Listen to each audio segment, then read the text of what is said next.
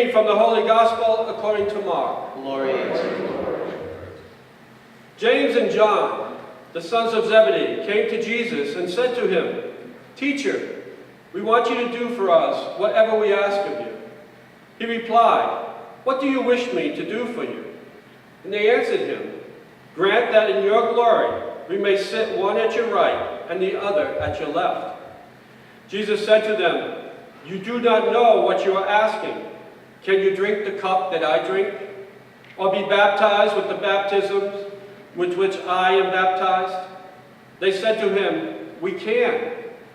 Jesus said to them, "The cup that I drink, you will drink, and with the baptism with which I am baptized, you will be baptized. But to sit at my right or at my left is not mine to give, but it is for those for whom it has been prepared." When the 10 heard this, they became indignant at James and John. Jesus summoned them and said to them, "You know that those who are recognized as rulers over the Gentiles lord it over them, and their great ones make their authority over them felt. But it shall not be so among you.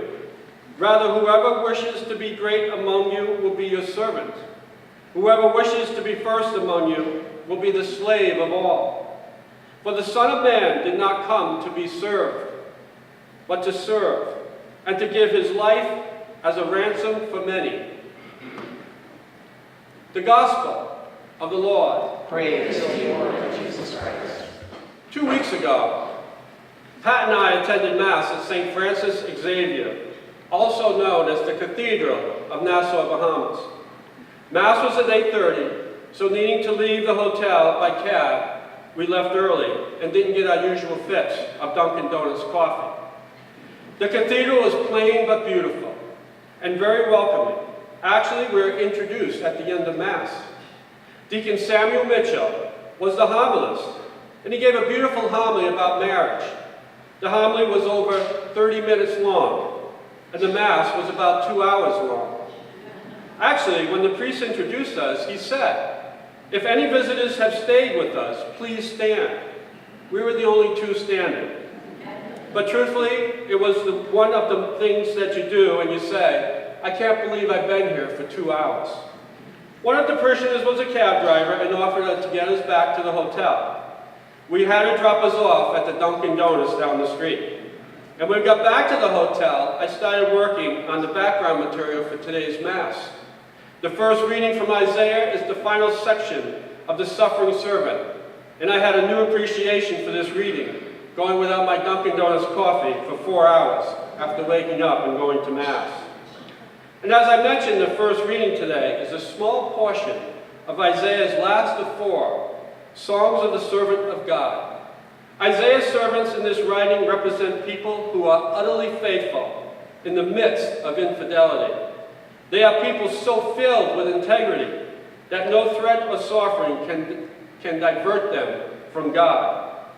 The prophet Isaiah explains that the servant will be lifted up high and greatly exalted. But so marred are his features that he was spurned and avoided, a man of suffering. For obvious reason, the servant song were treasured by the early church as foreshadowing Jesus and his mission of redemption. Today, they still offer an interpretive key for comprehending the unjust suffering of the innocent. Our second reading today from the letter of the Hebrews offers us encouragement to turn to Christ, who knows well what it meant to be the suffering servant. Do you find that it is in times of our suffering that we turn to Christ? We seek something we don't have and need. We seek something to comfort us when possessions and physical things can't. As I mentioned earlier, Pat and I were away, and one day we were sitting alone in a secluded hot tub when a young man and his fiancée came to the tub. We made some small talk, and then he said that 3 days ago he was in Las Vegas for the first anniversary of the mass shooting where his 22-year-old sister was one of the 59 people killed at a country music festival.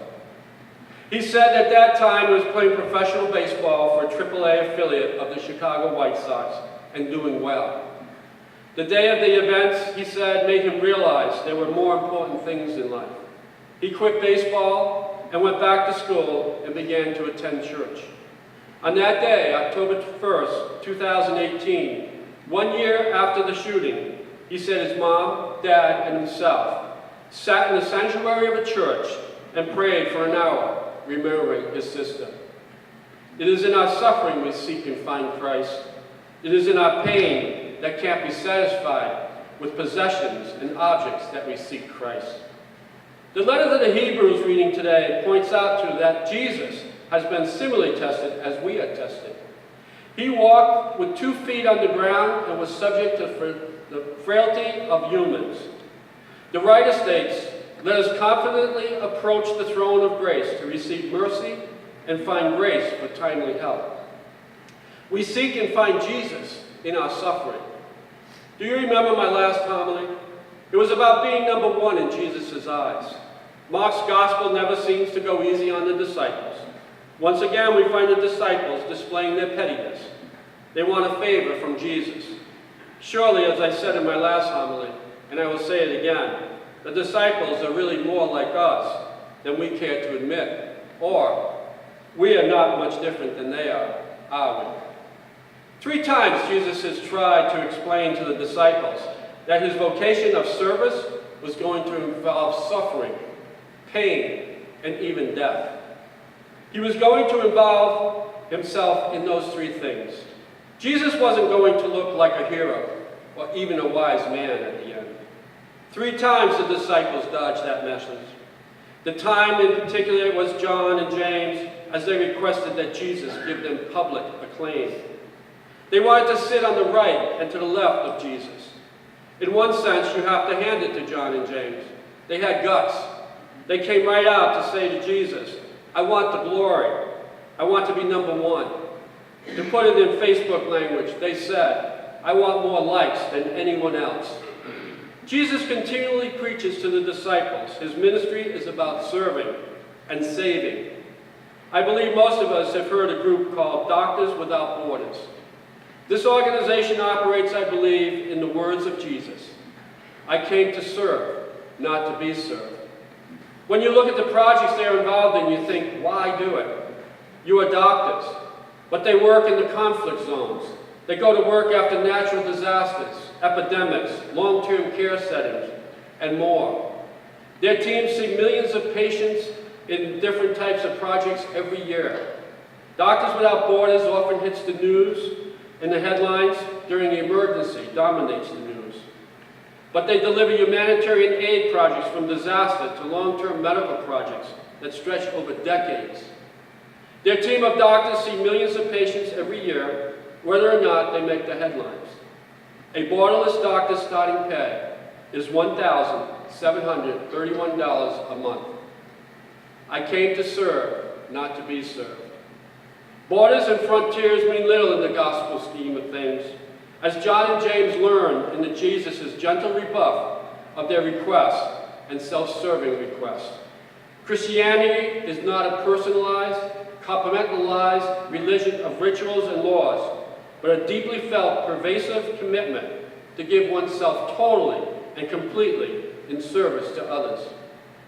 In the reign of God, power and clout come to those who take on Christ's role of the obedient servant. To them who take on this role belong a share of the suffering servant's victory of the resurrection. God has a dream. His dream is that everyone will fall in love. A love that will cause us to give up self-idolatry and help to create a world of hospitality and compassion. As the prophet Micah put it thousands of years ago, "And what does the Lord require of you? Only this, to do justice and to walk humbly with your God." Sometimes that walk may take us beyond our borders.